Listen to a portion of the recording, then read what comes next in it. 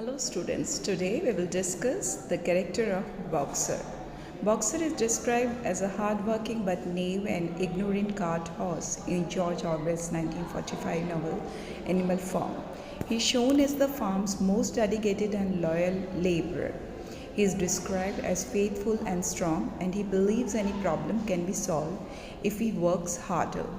Boxer can only remember 4 letters of the alphabet at a time, but sees the importance of education and aspires to learn the rest of the alphabet during his retirement, which never happens.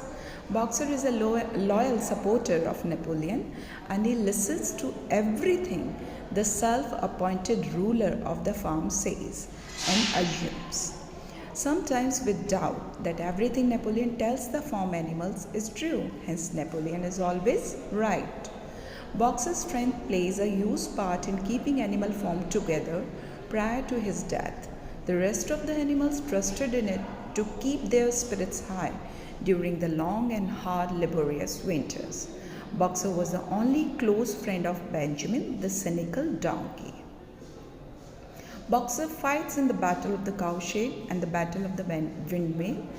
Though he dislikes human, he kicks his stable boy during a fight. Boxer believes that he has killed the boy, which Boxer hates himself for doing.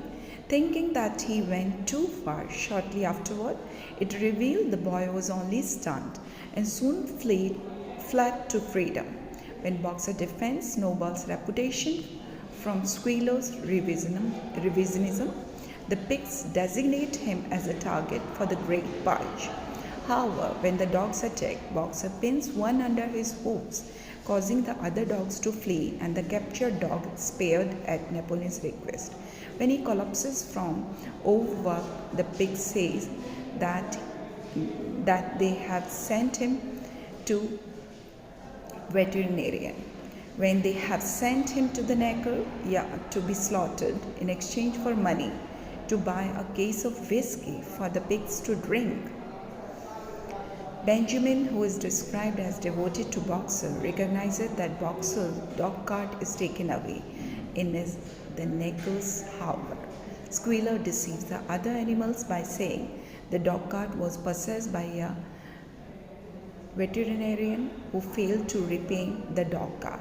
Squealer concocts a sentimental tale of the death of Boxer, saying that he was given the best medical care possible.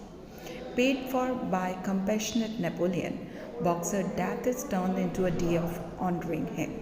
Squealer says that his sayings, "Comrade Napoleon is always right and I will work harder," should live on in all the animals' ego, another excuse to make the animals work even harder. During Old Major's speech, which inspired the principles of animalism, a specific reference is made to how Boxer would be turned into glue under Farmer John's rule, thus implying that it would not happen to him under animalism. You Boxer, the very day that those great muscles of yours lost their power, Jones will send you to the necker, who will cut your throat and boil you down for the foxhounds. Horses are universally prized for their strength, and Boxer is no exception. Standing almost 6 feet tall, Boxer is a devoted citizen of the farm, whose incredible strength is a great asset to the rebellion and the farm. As soon as he learns about animalism, Boxer throws himself into the rebellion cause.